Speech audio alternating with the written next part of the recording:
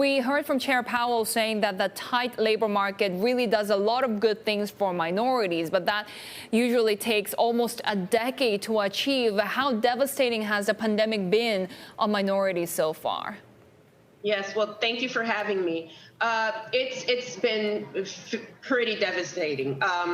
So this is the worst downturn since the Great Depression. So as you might imagine, even during economically prosperous times, African Americans, Latinxes, indigenous people, Native Americans, their unemployment rate was always, higher than white Americans. But given this pandemic and the economic fallout thereof, it's been quite difficult for right now. We also heard from a former senior Federal Reserve economist calling the economics profession a disgrace, that it's racist, sexist, and elitist. You're in the industry. Tell us a little bit about what you see in the economic profession in addressing these issues. So, it's a turbulent time right now in the United States. Of course, the pandemic and then the unfortunate death of George Floyd really has exposed some cleavages in America that we all knew were there. And so America is really grappling in a substantive way with issues of race. And I have to say, so is the economics profession. It is a profession that's dominated by white males, but there are many women economists. There are economists who are of color, including myself. And so there's been, I think, a deliberate and honest conversation about why is it the fact that this profession has really done a poor job in terms of representation of people of color and women that I haven't seen before. And I've been an economist for quite a while now. So if economic theory is traditionally colorblind, as you say, and if recruitment within these top institutions is also colorblind, what does that mean for the data that's produced, for the assumptions that are made, the modeling that's being done?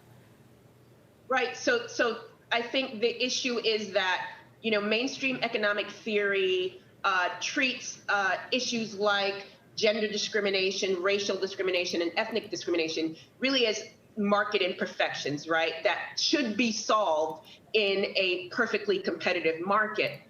But the problem is that those issues are not just market anomalies. These are social issues. These are political issues. So in order to solve them, we need to look beyond the normal tools at our disposal in the field.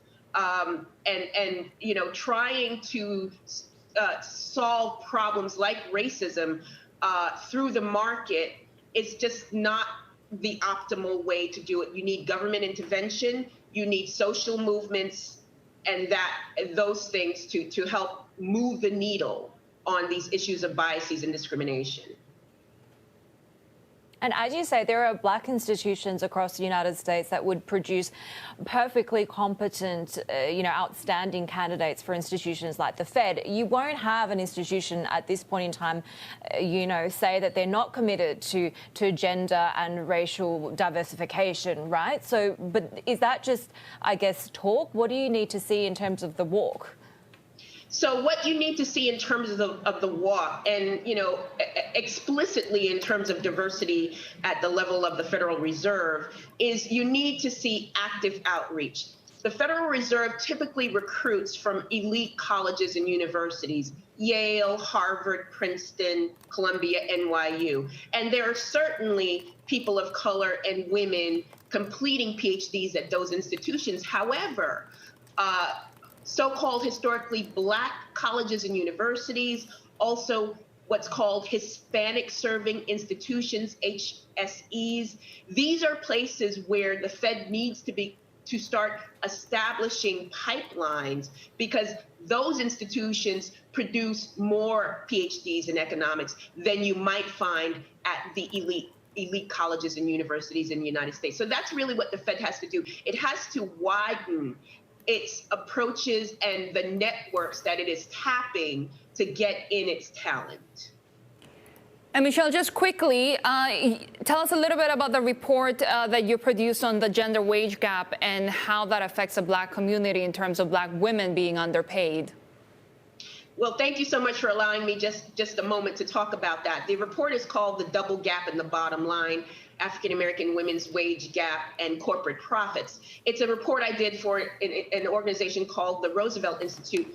The bottom line is that I find due to, we're all pretty familiar with the term gender wage gap. The issue is for women of color in the United States, they face both a gender wage gap and a racial or ethnic wage gap.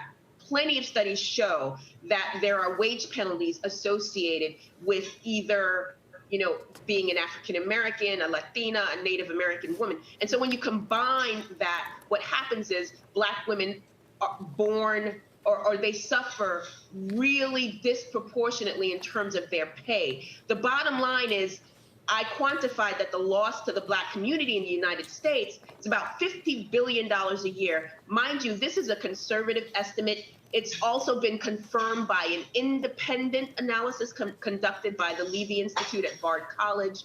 So that means that in a time like this, where there is a significant economic downturn, those are resources that could have been available to help the Black community income smooth and to weather and navigate this economic storm. But this is lost to African Americans on an annual basis.